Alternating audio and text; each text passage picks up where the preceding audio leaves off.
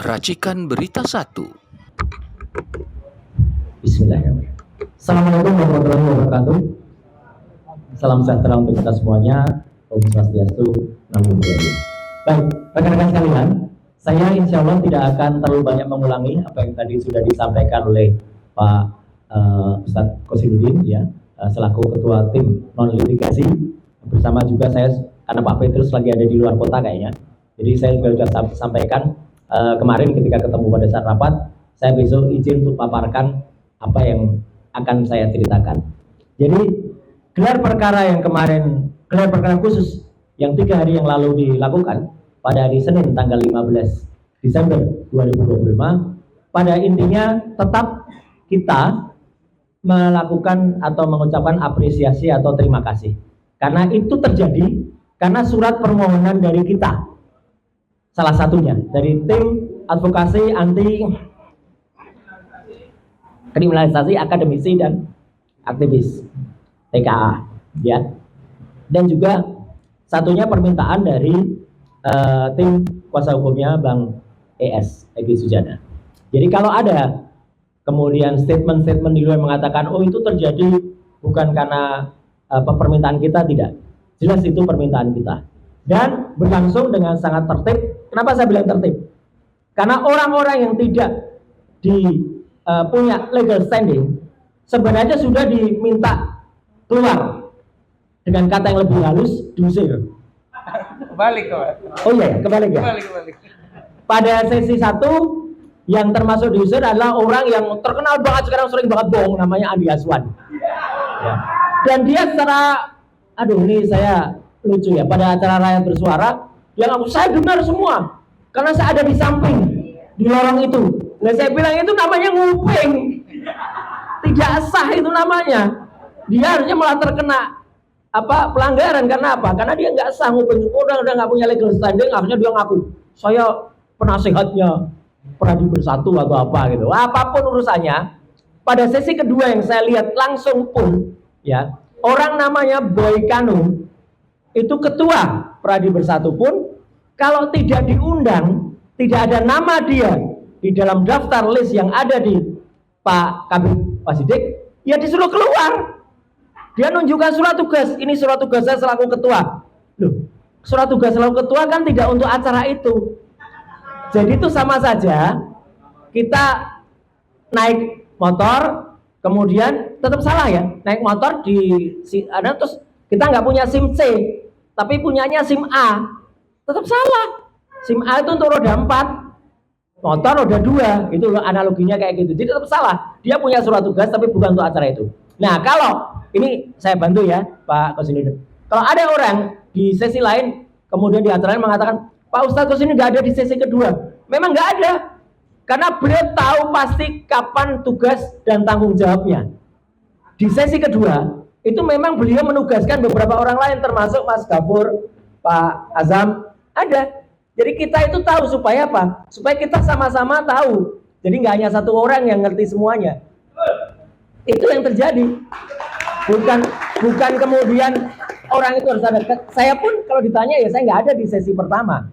Karena saya memang tidak terdaftar di sesi pertama. Tapi saya ikut di sesi kedua. Jadi itu supaya jelas ya. Makanya kalau kemarin juga ada selain saya bersuara ada juga orang lain yang nggak punya legal standing, nggak punya kaitan apapun dengan peristiwa, dan juga di acara yang lain di head to head, namanya Freddy Damanik. Nah nanti ada kebohongan Freddy Damanik yang lain nanti kita ceritakan. Ya, tapi gini, saya kembali ke topik. Jadi apa yang terjadi pada ruang gelar perkara tadi sudah diceritakan dengan sangat bagus, dan yang saya tunggu dan Mas Respon tunggu sebenarnya kehadiran ahli abal-abal dari mereka. Karena dulu pada saat gelar perkara di Mabes Polri, dia datang, meskipun juga dia datang katanya ahli IT tapi hanya ahli sastra, karena hanya bisa ngomong tanpa menjelaskan apapun. Nah kemarin malah nggak datang sama sekali orang namanya Joshua Sinambela atau Roni Teguh, yang saya dengar dialah yang dipakai oleh Polda Metro Jaya untuk kemudian menersangkakan atau diambil keahliannya, diambil statementnya untuk kemudian menerapkan di pasal-pasal termasuk 32 dan 35 ITE. Nah, apa yang terjadi kemarin itu sebenarnya tidak jauh beda dengan gambar ini. Karena kami nggak boleh motret di dalam, maka saya pakai gambar ini. Gambar ini adalah gambar yang sudah dipresentasikan pada saat gelar perkara tanggal 22 Mei 2020 di Mabes Polri. Ini adalah gambar orang namanya Wahyudi Andrianto. Ini Wahyudi Andrianto. Siapa dia Wahyudi Andrianto? Ini adalah adiknya Iriana atau adik iparnya Jokowi. Ketika menyerahkan yang disebut-sebut katanya ijazah kepada Mabes Polri. Ini masih mendung. Yang diserahkan tuh bisa megang, bisa ngamati, bisa nyentuh, bisa meraba. Kami kemarin sama sekali hanya diperlihatkan dan dipegangi. Kemudian baru ketika saya mau mendekat gini ada teriakan, jangan dekat-dekat gitu. Kayak saya mau nyokot aja gitu. Ini ijazah ini, ya.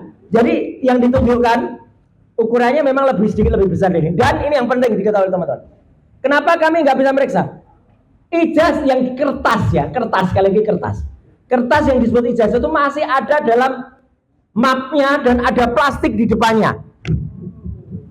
Jadi bukan dalam bentuk kertas begini, masih ada plastik. Jadi bentuknya kayak gini nih loh. Makanya foto ini enggak, kalau di namanya enggak, tapi dimasukkan map dan ada plastiknya. Gimana bisa meriksa? Mohon maaf. Gimana bisa meriksa emboss? Kalau mungkin yang namanya watermark bisa kelihatan bisa, tapi tipis. Tapi yang namanya emboss gimana bisa diperiksa? Teman-teman, sekarang itu ada kemajuan teknologi, misalnya wallpaper.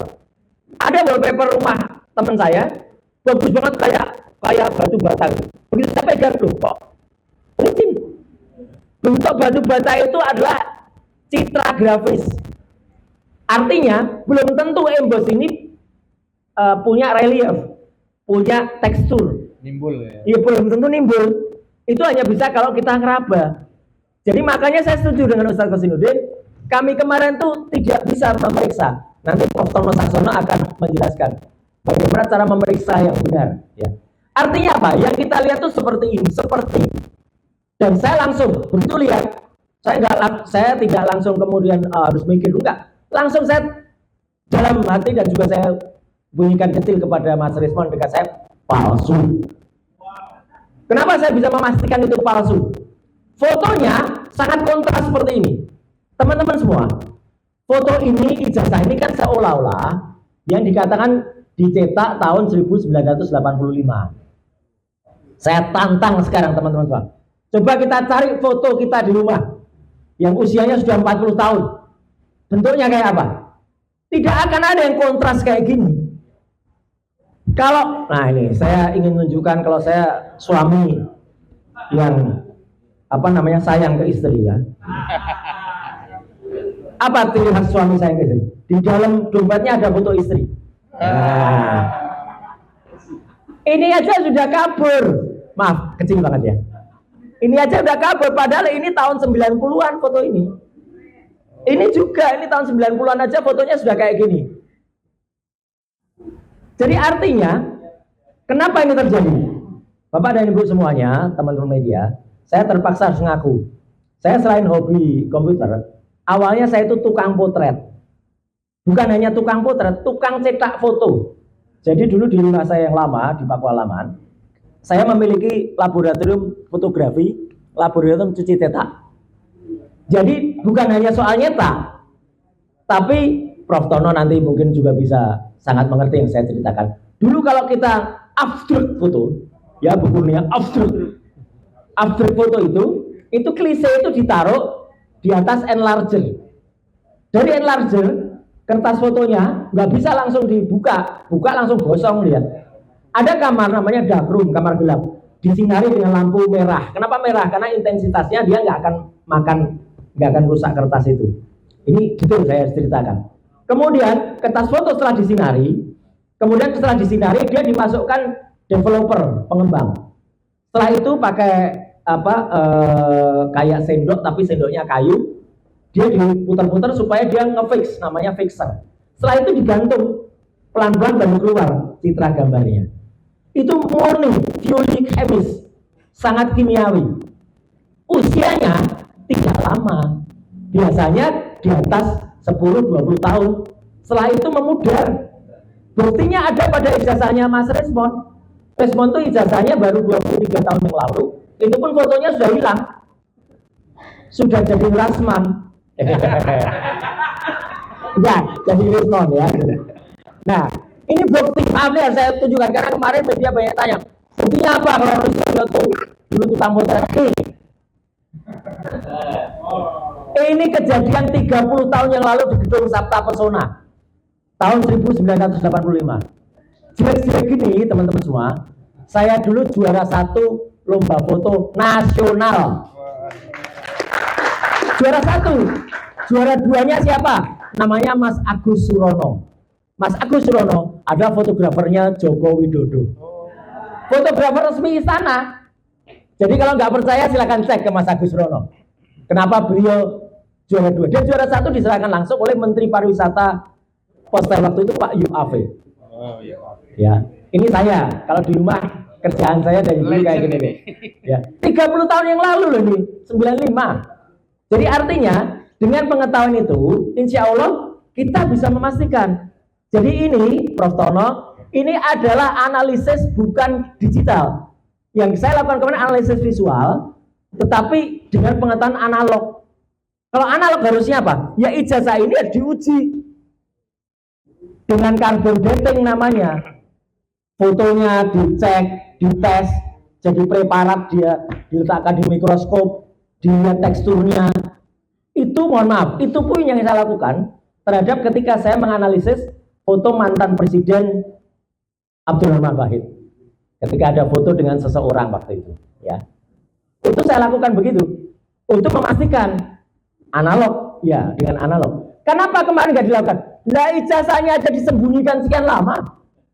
Baru kemarin atas jasa ombudsman juga dan atas kebaikan, saya bilang nggak apa-apa lah, kebaikan lah.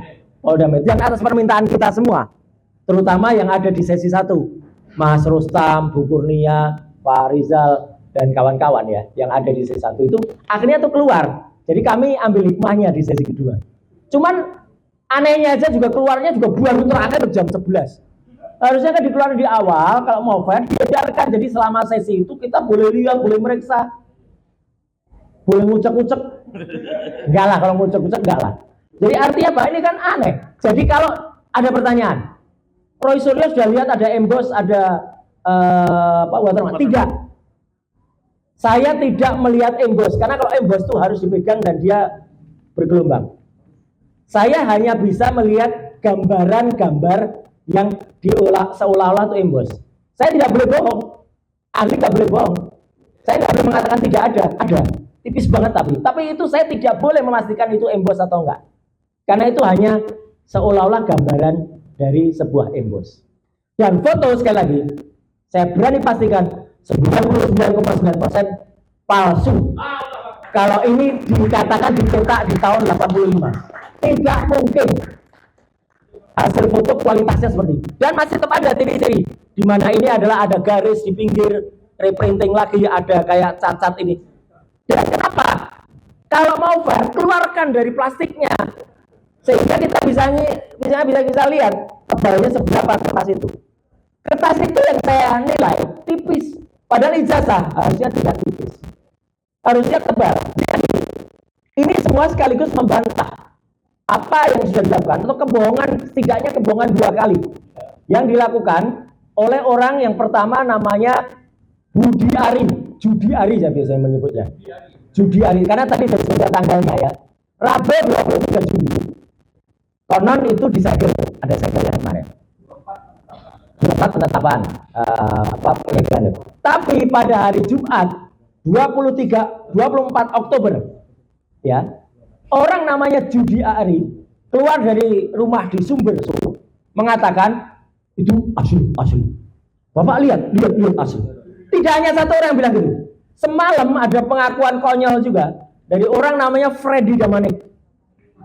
Dan dia mengatakan, coba putar rekamannya. Tak putar rekamannya. Tak kasihkan host waktu itu Mbak Elvira.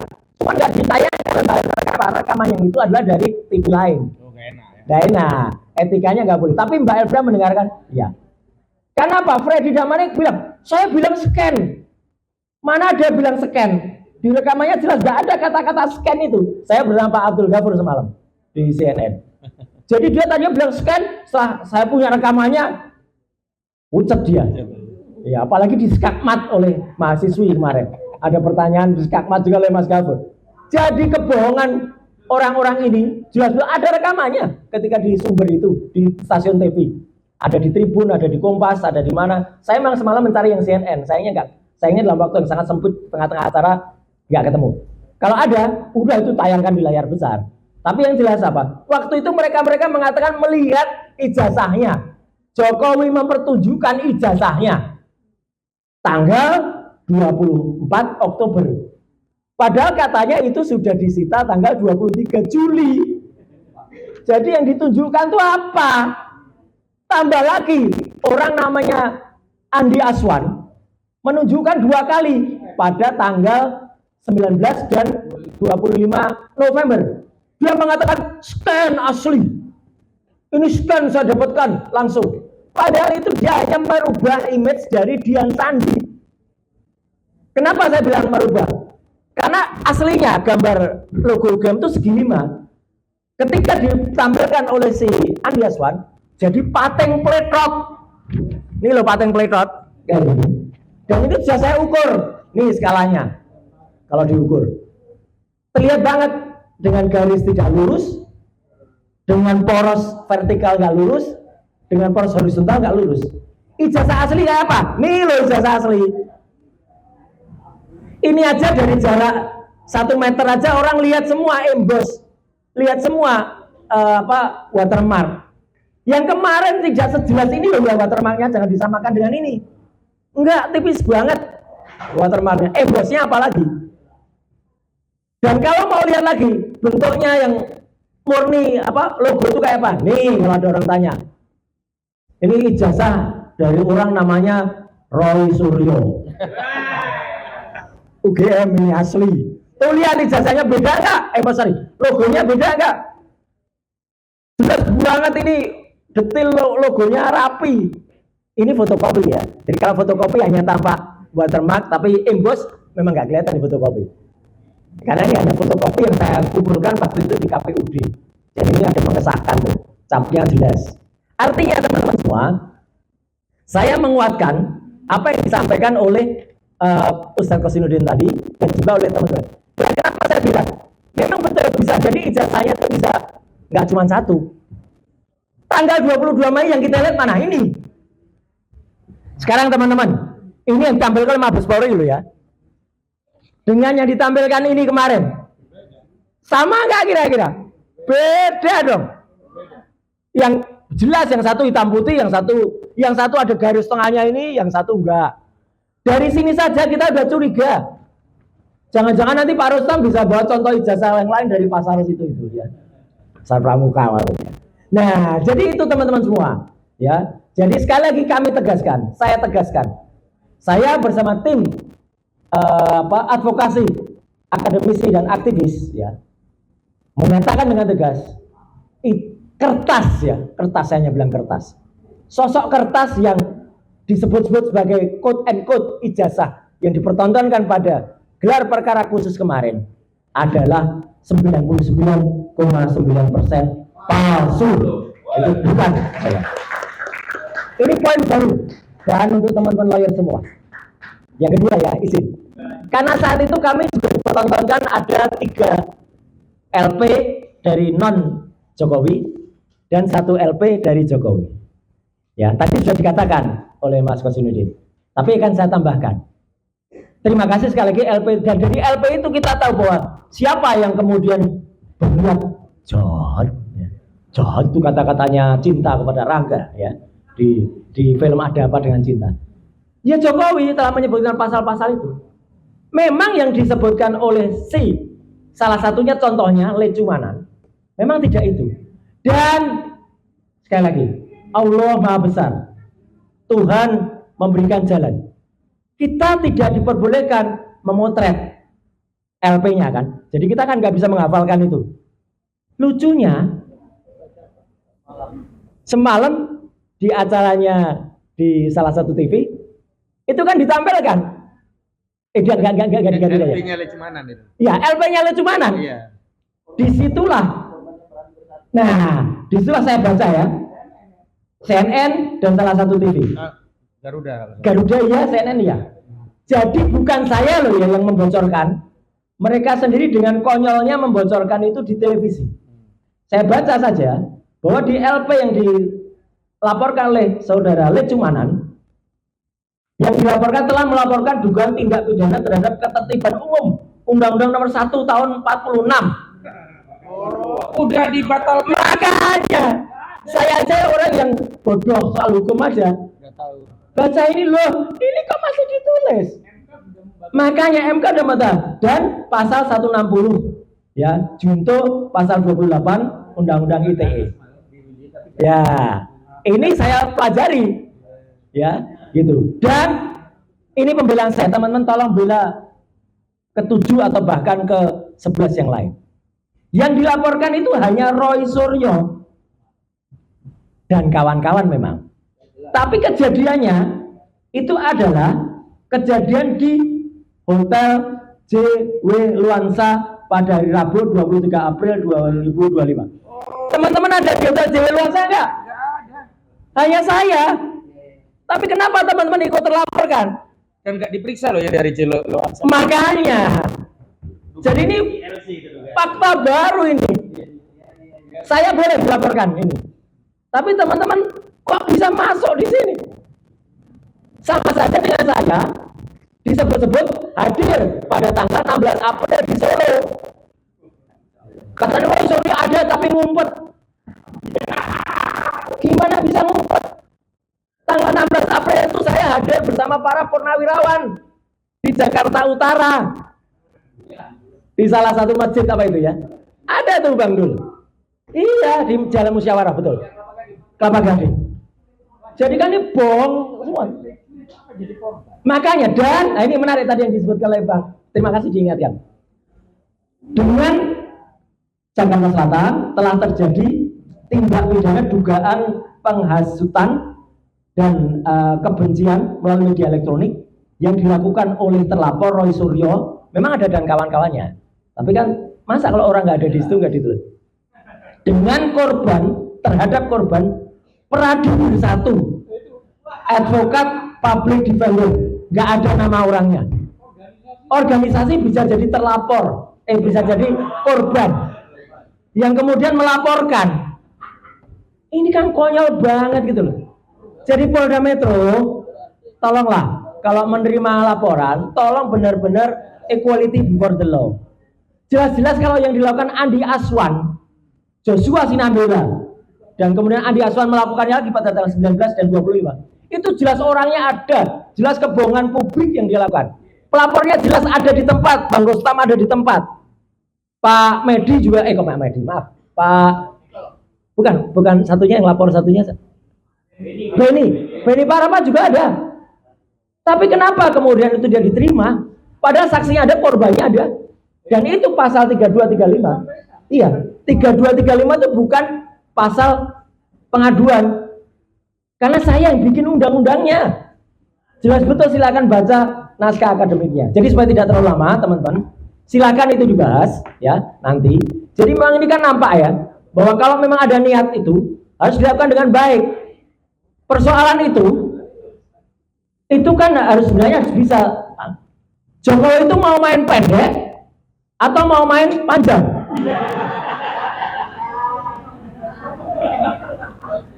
Iya kan? Mau main pendek atau main panjang? Kalau mau main panjang ya jadinya panjang ayo. Tapi kalau mau pendek ya dia cepat gitu loh. Minta maaf aja. Dan kemudian kan kita sama dengan contohnya kaos ini. Nah, ini terakhir. Kalau ditunjukkan ini sama dengan kalau ditunjukkan ijazah. Apakah ini kita bisa memastikan kalau ini fotonya Jokowi? Enggak, ini Jokowi. Belum tentu ini Jokowi. Orang Jokowi sekarang aja dibandingkan dengan dulu aja beda. Apalagi ini. Jadi nggak salah kalau ada orang mengatakan, apakah ini kita harus mengaku ini ijazah asli? Enggak. Ya lagi. 99% insya Allah palsu. Sekian, terima kasih. Wassalamualaikum warahmatullahi wabarakatuh. Ya.